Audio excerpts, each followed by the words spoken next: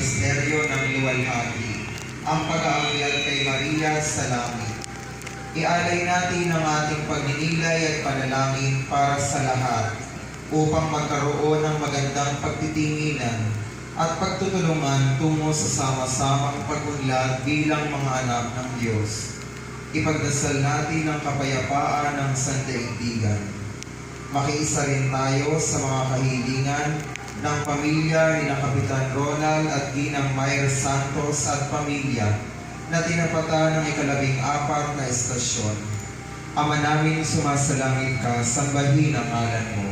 Mapasa amin ang kaharian mo, sundin ang loob mo dito sa lupa para ng sa langit. Bigyan mo po kami ngayon ng aming kakanin sa araw-araw at patawarin mo kami sa aming mga sala para na pagpapatawad namin sa nagkakasala sa amin. At huwag mo kami ipahintulot sa tukso at iadya mo kami sa lahat ng masama. Amen. Aba, Ginoong Maria, napupuno ka ng grasya, ang Panginoong Diyos ay sumasayo. Bukod kang pinagpala sa babaeng lahat, pinagpala naman ang iyong anak na si Jesus. Santa Maria, Ina ng Diyos, ipanalangin mo kaming nakasalanan